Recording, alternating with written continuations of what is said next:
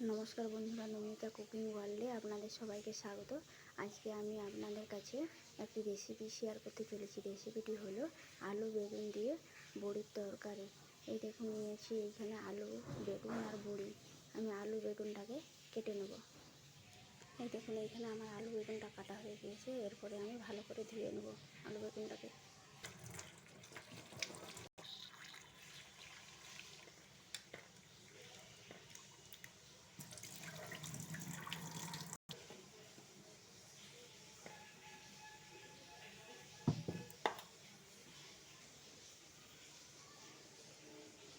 এরপর আমি আলু বেগুনটাতে একটু করে লবণ আর হলুদ দিয়ে দিচ্ছি।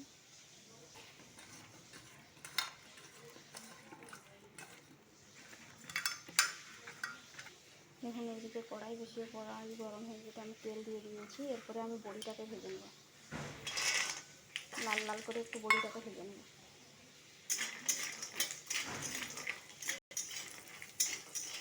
দেখুন, লাল লাল ভাজা হয়ে গেছে। এরপরে আমি তুলে নেব।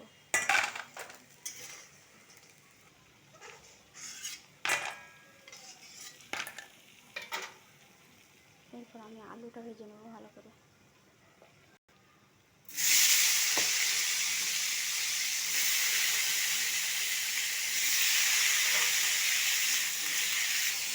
এইদিকে আমি আলুটা ভাজতে ভাজতে মশলাটা রেডি করে নেব। দেখুন, এইদিকে আমি মশলাটা রেডি করে নিয়েছি। পেঁয়াজ, রসুন, আদা অল্প, কাঁচা লঙ্কা, টমেটো। আমি মশলাটাকে বেটে নেব। এই দেখুন, এইদিকে আমার আলুটাও লাল লাল করে ভাজা হয়ে গেছে। আমি এরপরে নামিয়ে নিচ্ছি। আবার কড়াইতে তেল দিয়ে দিচ্ছি, বেগুনটা ভেজে নেব। আমি বেগুনটা ভেজে নিচ্ছি। আমি বেগুনটাকেও লাল লাল করে ভেজে নেব। আর এইদিকে ততক্ষণে আমি মশলাটা বেটে নিই।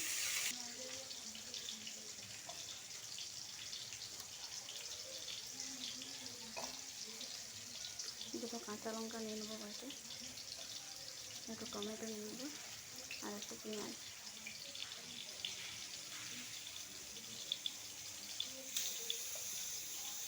এখন এইদিকে আমার মশলাটাও বাটা হয়ে গিয়েছে।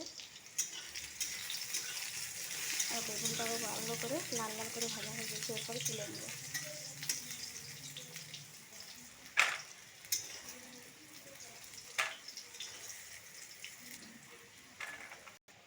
আবারও একটু কড়াইতে তেল দিয়ে দিচ্ছি, আছে তেল আর অল্প দিয়ে দিচ্ছি। এখন তেলটা গরম হয়ে গেছে। আমি এরপরে দিয়ে দিচ্ছি ফোড়নে কালো জিরে, কাঁচা লঙ্কা, পেঁয়াজ কুচি। পেঁয়াজটাকে একটু নেড়ে নেব। এরপরে দিয়ে দিচ্ছি বেটে রাখা মশলাটা। এরপর ভালোভাবে মশলাটাকে কষিয়ে নেব।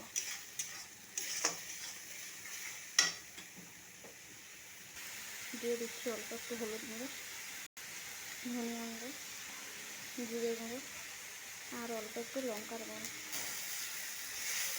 মশলাটাকে ভালোভাবে মিশিয়ে নাড়াচাড়া করে নেব। দেখুন, মশলাটা আমার কষানো হয়ে গেছে। এরপরে দিয়ে দেবো ভেজে রাখা আলুটাকে আমি ভালোভাবে কষিয়ে নেব।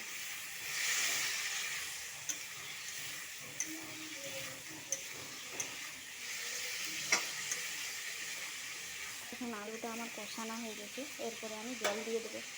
আলুটা সেদ্ধ হওয়ার জন্য পরিমাণ মতো একটু জল দিয়ে দেবো। এই দেখুন, পরিমাণ মতো জল দিয়ে দিয়েছি। এরপরে ঢাকা দিয়ে দেবো আলুটা একটু সেদ্ধ হওয়ার জন্য। ফিরে এলাম কিছুক্ষণ পর, দেখি ঢাকনাটা খুলে আলুটা সেদ্ধ হয়ে গেছে।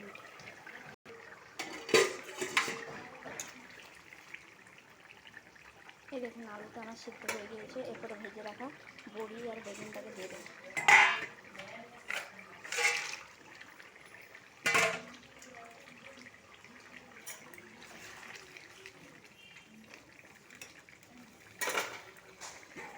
আর অল্প একটু ঢাকা দিয়ে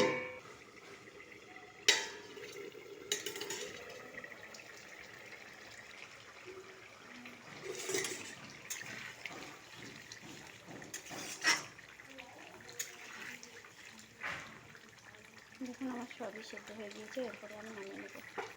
আমি হালকা একটু ঝোল ঝোল নামাবো, বড়িটা টেনে নেবে।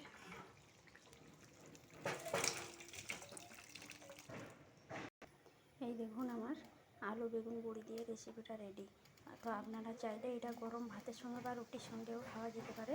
তো আমার যদি ভিডিওটি ভালো লাগে থাকে অবশ্যই লাইক কমেন্ট শেয়ার করতে ভুলবেন না।